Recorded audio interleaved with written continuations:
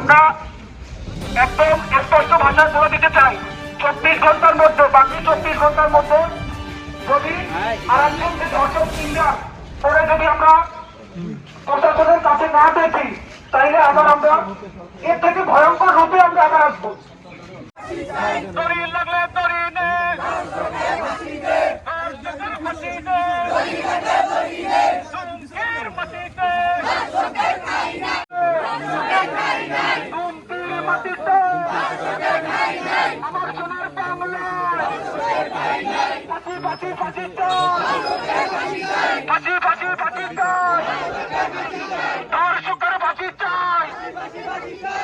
দায়িত্ব কি আপনারা নিবেন? যদি নেন তাইলে নেন, নাইলে আমাদের নিরাপত্তার দায়িত্ব আমরা নিব। আমাদের জনগণের হাতে ছেড়ে দিন। ধর্ষকের শাস্তি আমরা দিতে চাই। ধর্ষকের শাস্তি একটাই, মৃত্যুদণ্ড। এর বাইরে ধর্ষকের কোনো শাস্তি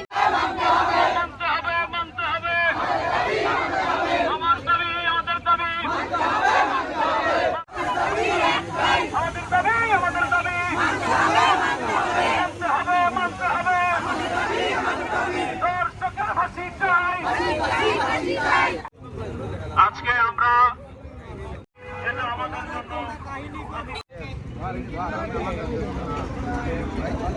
দুমকির মাটিতে ধর্ষকের ঠাঁই নাই।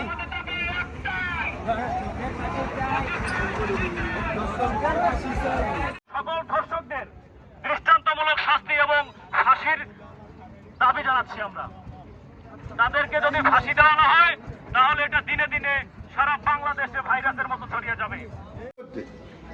ঘটনা মামলা হওয়ার সাথে সাথে ওসি স্যারের, সাব ইন্সপেক্টর তাওহিদ, সজীব, ইন্সপেক্টর স্যার এবং সকল আমাদের পুলিশ সদস্যের সার্বিক সহযোগিতায় দ্রুত গতিতে একজন কালপ্রিটকে আমরা গ্রেপ্তার করতে সক্ষম হয়েছি।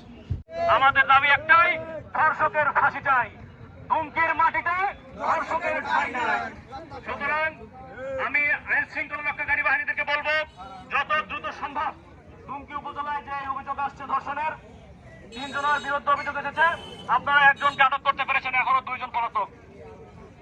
যত দ্রুত সম্ভব আপনারা সেই 2 জনকে গ্রেফতার করে আইনের আওতায় ঘটনার সুষ্ঠু তদন্ত এবং এই তদন্তের মাধ্যমে যেন অতি দ্রুত একটি এক্সাম্পলারি পানিশমেন্ট দিয়ে ধর্ষকের বিচারটি যেন করা হয়। কারণ আমরা ইতিপূর্বে লক্ষ্য করেছি এটি সামাজিক ব্যাধিতে।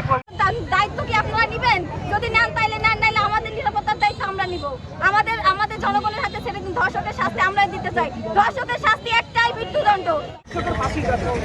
আমাদের একটাই দাবি, ধর্ষকের ফাঁসি। দাবি হলো আমরা ধর্ষকের বিচার চাই। আমাদের দেশের মেয়েরা আমাদের দেশে থেকে কেন তারা নিরাপদে বসবাস করতে পারবে না? কেন তারা শান্তিতে চলাফেরা করতে পারবে না? আমরা ধর্ষকের বিচার চাই এবং আমরা ধর্ষকের শাস্তি চাই, যাতে একজন ধর্ষকের শাস্তি দিলে আর কোনো ধর্ষক না উঠতে পারে। আমাদের এটাই দাবি।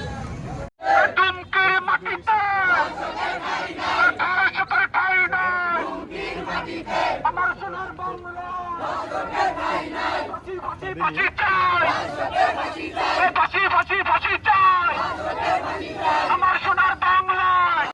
সোনার বাংলায় আমার সোনার বাংলায় ফাঁসি ফাঁসি ফাঁসি চাই। ধর্ষকের ফাঁসি চাই।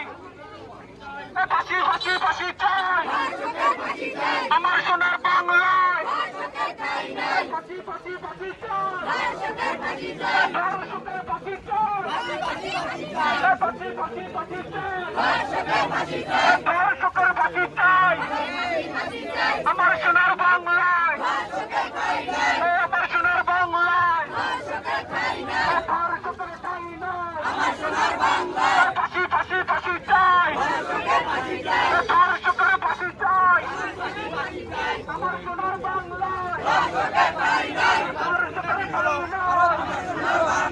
দুমকির মাটিতে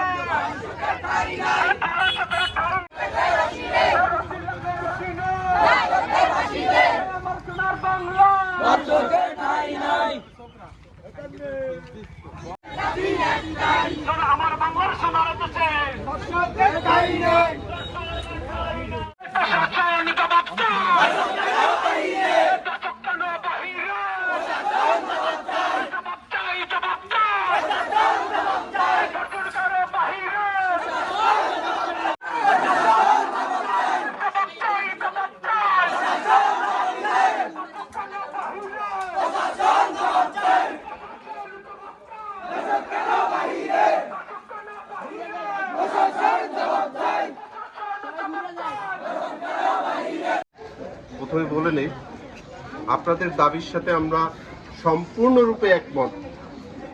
ভিকটিম নিজে, তার কোনো নিজস্ব এখানে অভিভাবক নাই, নিজে আসার সাথে সাথে আমার ওসি স্যার আমলে নিয়ে ট্রাউজার পরে, টি শার্ট পরে, ছদ্মবেশে সাথে সাথে এলাকায় গিয়ে সঠিকতা যাচাই করে এ বিষয়ে কঠোর পদক্ষেপ নেওয়ার লক্ষ্যে মামলা নিয়েছে।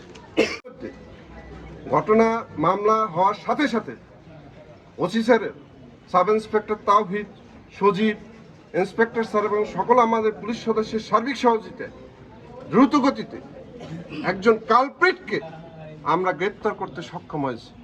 জানাচ্ছি, এই ধর্ষককে আমাদের সমাজে কারা আশ্রয় প্রশ্রয় দেয়, সে আত্মগোপন করে কোথায় আছে?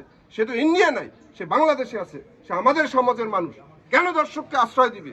আমাদের মামলার তদন্তকারী কর্মকর্তা, পুলিশ পরিদর্শক তদন্ত রফিকুল ইসলাম স্যার সর্বোচ্চ জোরালো প্রচেষ্টা চালাচ্ছে, এবং শুধু স্যার নয়, আমাদের এসপি মহোদয় স্যার, সেও তার পারিপার্শ্বিকভাবে সকল টিমকে সোচ্চার করে রেখে দিয়েছে। আশা করি খুব স্বল্প সময়ের মধ্যে গ্রেপ্তার হবে ইনশাআল্লাহ। এ বিষয়ে বিস্তারিত সাক্ষাৎকার নেওয়ার দরকার হলে আপনারা আমার অফিসে এনসিস মহোদয়কে শরণাপন্ন হন, স্যার আপনাদেরকে বিস্তারিত বলবেন। আর আমি স্যারের সাথে ছিলাম, বাদিনী যেভাবে দিয়েছে সেভাবেই আমরা এজাহার নিয়েছি। আমাদের তদন্তে যদি যে নামটা বলতেছেন আপনারা, সেটা যদি আসে, কোনো রকম কোনোভাবে পরিত্রাণ বা ইয়া করার সুযোগ নেই।